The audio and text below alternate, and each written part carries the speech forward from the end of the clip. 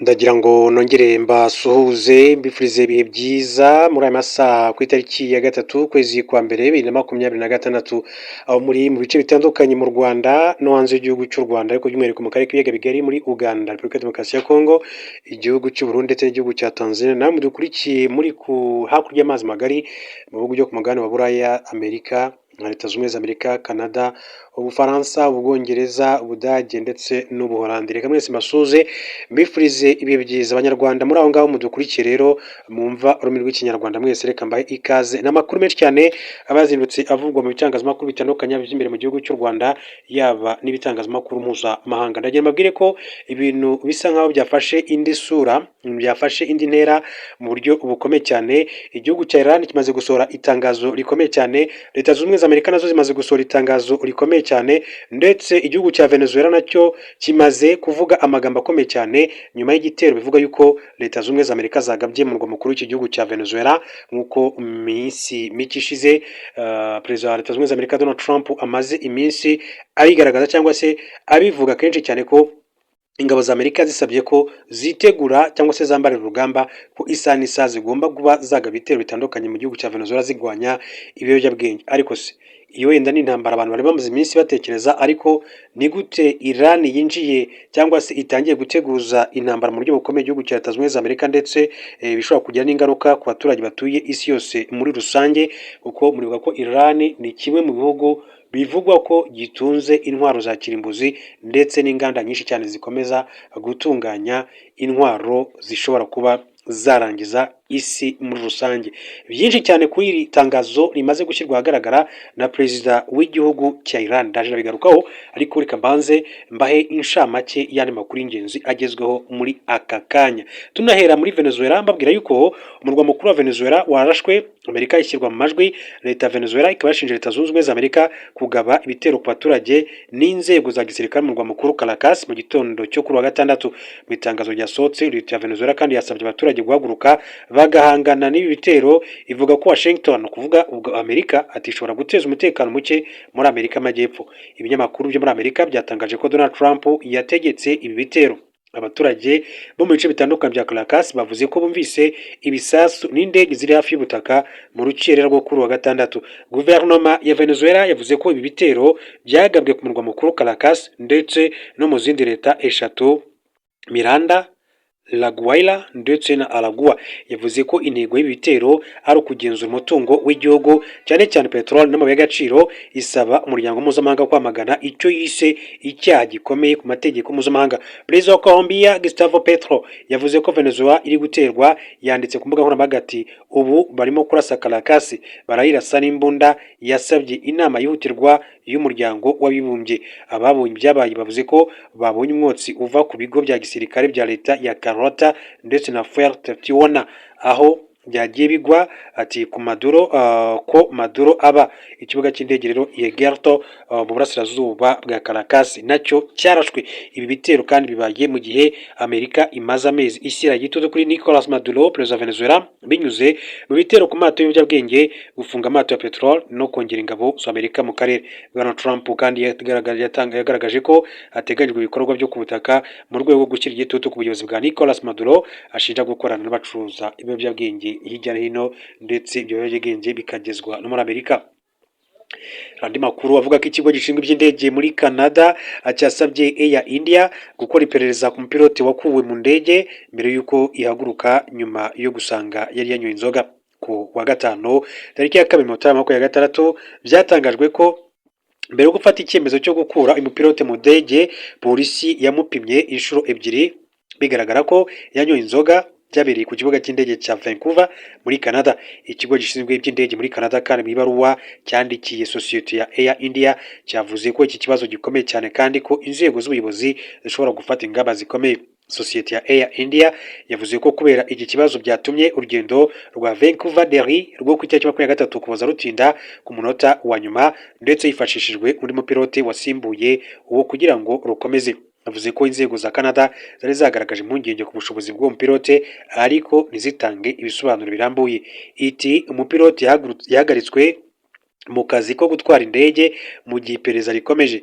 Air India ikurikiza politiki yo kutihanganira na rimwe kwica amategeko n'amabwiriza.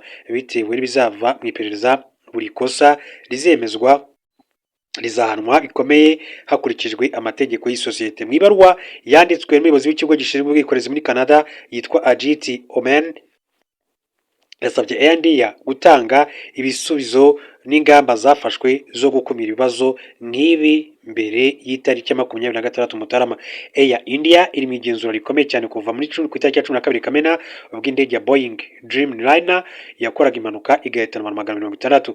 Abapilote b'isosiyete ikuriwe na Tata Group na Singapore Airlines nabo bari mu igenzurwa rikomeye, ndetse muri icyo cyumweru ikigo gishinzwe iby'indege mu Buhinde cyohereje impapuro zo kuburira abapilote 4 ba Air India kibashinja kutubahiriza amategeko n'abakozi b'indege. Iki kigo cyatangaje ko izakaza amategeko yo gupima inzoga ku bakozi, harimo n'itegeko rishya rishobora kandi gutuma pilote ahita ahagarikwa burundu mu kazi nyuma yo gufatwa inshuro 3 yanyoye inzoga. Amategeko ahari ubu ategeka ko buri mupilote apimwa nyuma y'urugendo ku kibuga cya mbere indege ihagararaho ikigera mu Buhinde.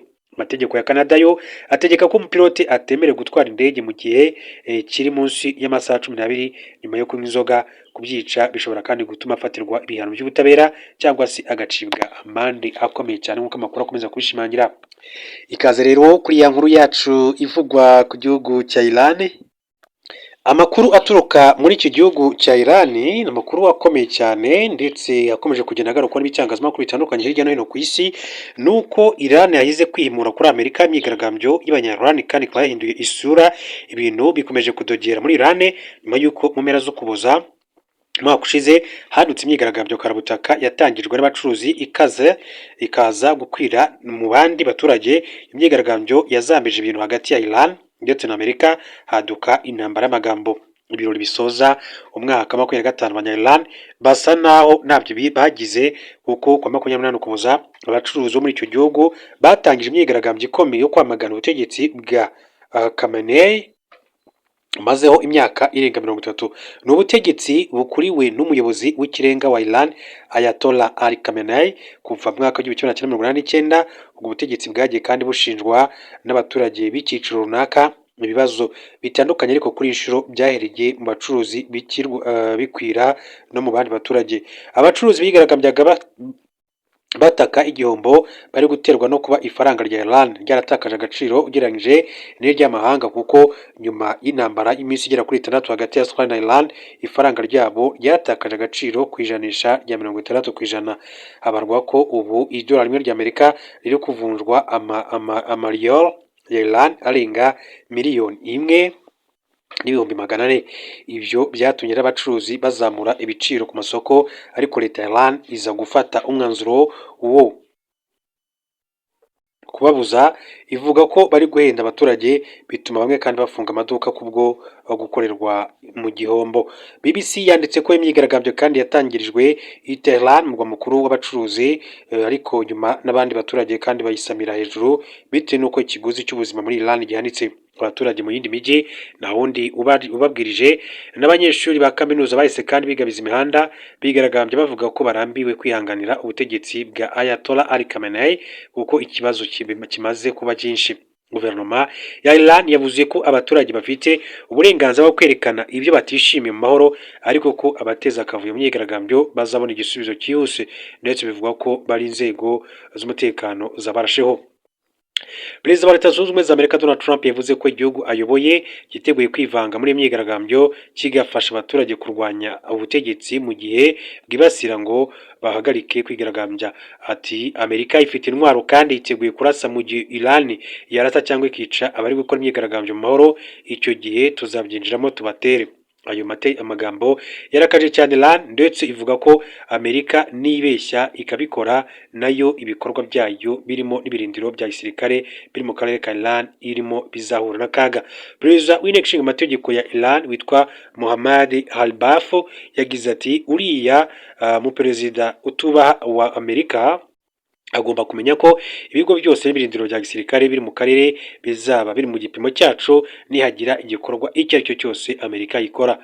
nkaho ibyo bidahagije. Ku itariki ya 2 Kanama 2025 Ambasaderi wa Iran muri Loni Sayed Ilavan yandikiye umunyamabanga mukuru w'umuryango Antonio Guterres asaba ko hari icyakorwa ku bushotoranyi bwa Leta Zunze Ubumwe za Amerika.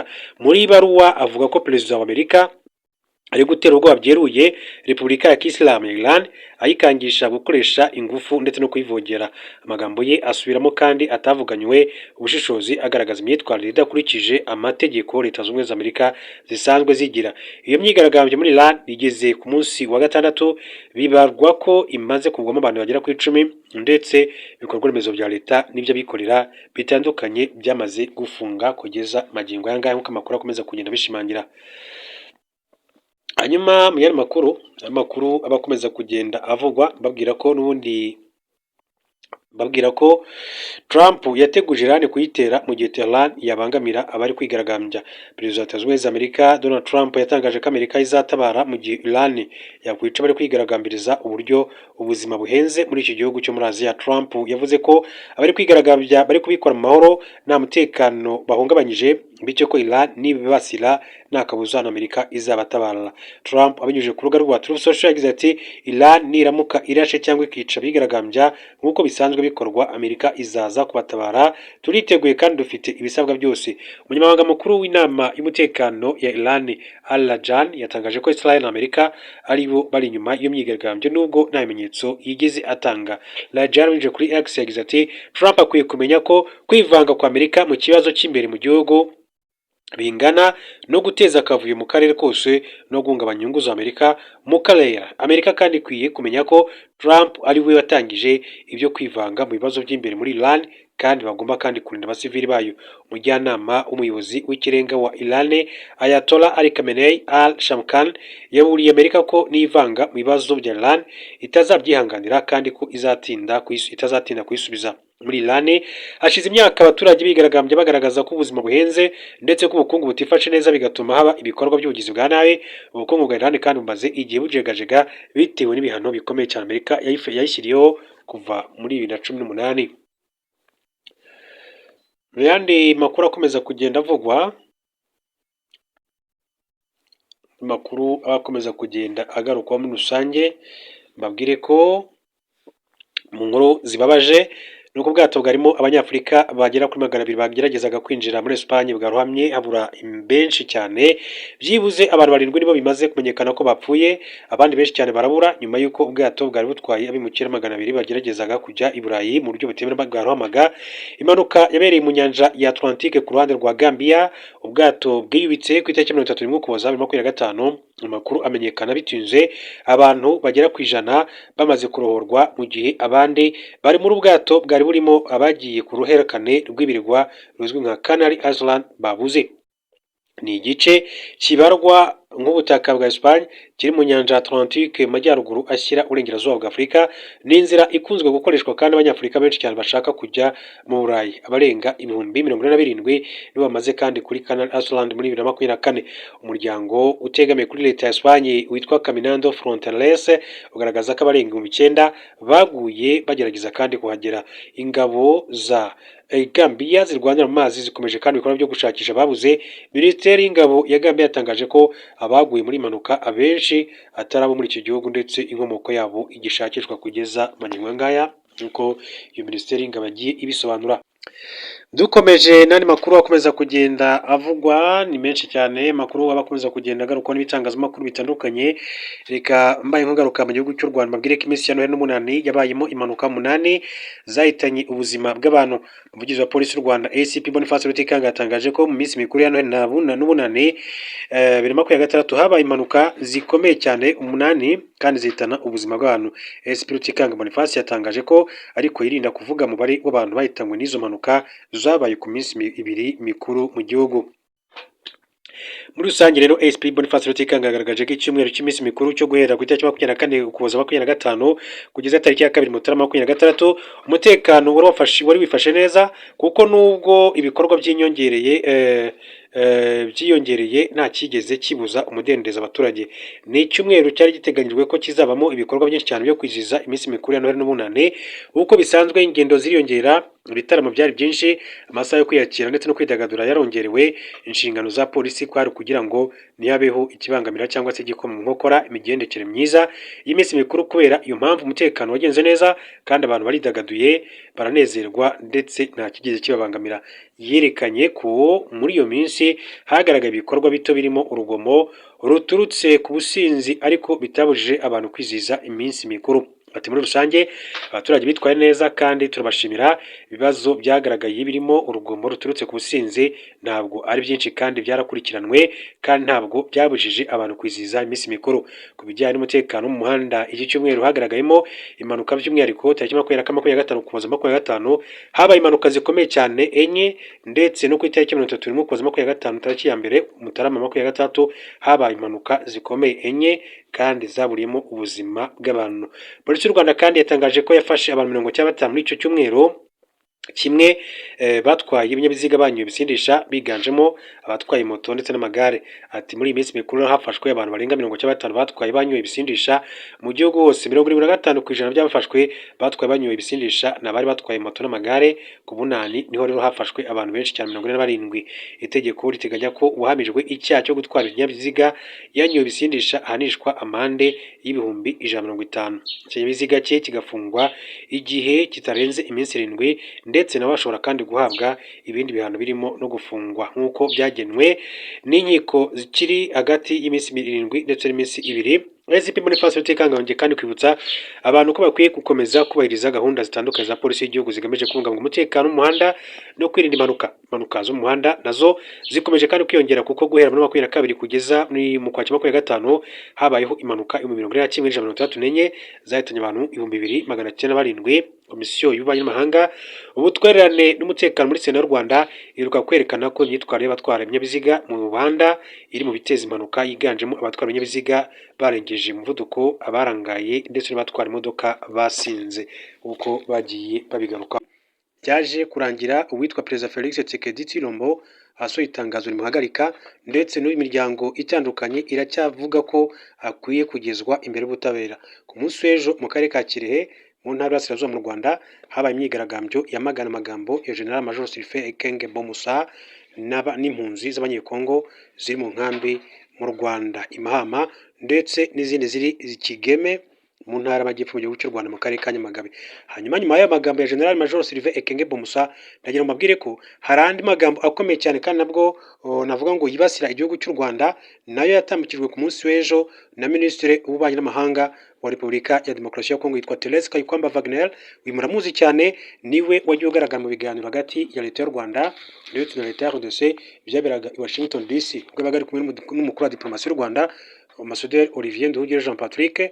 Hanyuma rero nyuma y'ayo magambo akomeye cyane yayo yavuze asa nkaho yishongora ku gihugu cy'u Rwanda cyangwa se avuga nabi igihugu cy'u Rwanda, ntabwo u Rwanda rwarebereye kuko biciye muri Minisiteri y'Ububanyi n'Amahanga Minafet.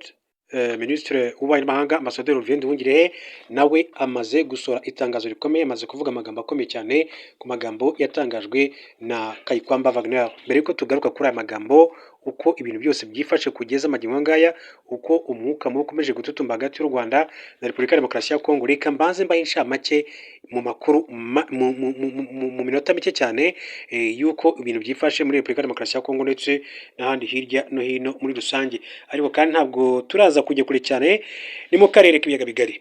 Ndabwire ko mu gihugu cy'u Burundi CNDD FDD ni umugambwe uri ku butegetsi cyangwa se ishyaka riri ku butegetsi, yemeje ko u Burundi butavanye ingabo zabwo muri Repubulika ya Demokarasi ya Kongo. U Burundi biciye mu ishyaka riri ku butegetsi CNDD FDD muri iki gihugu bwemeje ko butigeze bucyura ingabo bwohereje kurwana mu ntambara muri Repubulika Iharanira Demokarasi ya Kongo. Ayo makuru yemejwe n'umunyamabanga mukuru wa CNDD FDD Reverien Ndikuriyo mu kiganiro agirana n'abanyamakuru kuri uyu wa gatanu tariki ya 2 Mutarama 2026. Yagize ati dufite amasezerano atwemerera kujya gutabara muri Kongo, turi by'abanyekongo. Ati ingabo z'u Burundi ziracyariyo. Ndikuriyo yemeje ko u Burundi bugifite ingabo mu burasirazuba bwa RDC, mu gihe amakuru yavugaga ko ubwo ingabo z'iki gihugu zatsindirwaga mu mirwano yasize inyeshyamba z'umutwe wa M23 zigaruriye umujyi wa Uvira cyahise gicyura ingabo zacyo. Bivugwa ko inyinshi mu ngabo z'u Burundi zatashye hagati y'itariki ya 16 n'itariki ya 17 zinyuze mu kiyaga cya Tanganyika. Ari makuru akavuga ko hari batayo 3 z'ingabo z'u Burundi zaba zarasigaye mu mujyi wa Baraka ho muri teritwari ya Fizi, ndetse ko u Burundi buteganya kuzohereza kurwana zambaye impuzankano y'ingabo za leta ya Kongo. Akaba rero Reverend Ndikuriyo ni umunyamabanga mukuru cyangwa se navuga ko ni umuyobozi w'ishyaka riri ku butegetsi rya CNDD FDD, niwe wagarutse kuri ayo magambo. Ku rundi ruhande, mbere yuko twinjira ku nkuru yacu nyirizina tureba hamwe amagambo yavuzwe na Therese Kayikwamba Wagner, reka mbabwire ko ati ikosa AFC 23 yeruriye Amerika ko itakongera gukora. Umutwe wa mama 23 uravuga ko mbere yuko uvana ingabo zabo mu mujyi wa Uvira weruriye leta zunze ubumwe za Amerika ko udashobora kongera gukora ikosa ryo kwemerera ingabo zirwana ku ruhande rwa leta ya Repubulika Iharanira Demokarasi ya Kongo gusubira mu gace wavuyemo. Tariki ya 17 Ukuboza nibwo AFC 23 yavanye ingabo zabo mu mujyi wa Uvira yari maze iminsi 8 igaruriye nyuma yo kwirukanamo ihuriro ry'ingabo za leta ya Kongo. Kinshasa irimo FARDC, FDLR, ingabo z'u Burundi na Wazalendo. Perezida w'umutwe wa mama 23 akanaba muzabikorwa wungirije w'ihuriro AFC Bertrand Bisimwa yabwiye The New Times ko ingabo z'uriya mutwe zafashe icyemezo cyo kujya gufata Uvira mu rwego rwo gutabara abaturage bo muri ya mujyi wa kabiri munini cyane muri Kivu y'Amajyepfo nyuma ya Bukavu bari bamaze rero igihe batotezwa.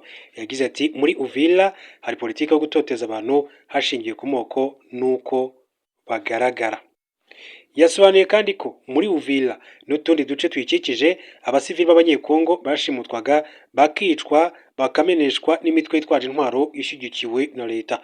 Yakomeje agira ati leta yaje kwita iyi mitwe abakunda igihugu Wazalendo, bivuze ko leta yahinduye abarwanyi b'abahezanguni intangarugero z'igihugu. Iki ati gihe twabirukanye muri Kivu y'Amajyaruguru Bukavu n'ahandi, ati bahungiye muri Uvira bashinga umutwe wa politike n'igisirikare babifashijwemo n'ingabo z'u Burundi. Bafashe abanyamurenge bugwate bashyira Minembwe mu gufungwa ati gukomeye mu mezi 2 nta kinjiraga cyangwa se ngo gisohoke. Banakoreshe drone mu kwica abantu ati byari ibintu bidashoboka kwihanganirwa uko yagiye bivuga Bertrand Bisimwa. Kuri AFC mama 23 yavuye muri Uvira. Bisimwa yavuze ko kuva muri Uvira kwasabwaga na leta zunze ubumwe za Amerika mu rwego rwo gutuma ibiganiro bya Doha bisubukurwa. Yagize ati twarabyemeye kuko kuri twe igisubizo cya politike nicyo cy'ingenzi kurusha intambara, ariko twabibukije ibyari byarabaye kera aho twavaga mu duce leta igahita idutera. Yatanze urugero rwa Warikare aho AFC 23 kandi yavuye ku bushake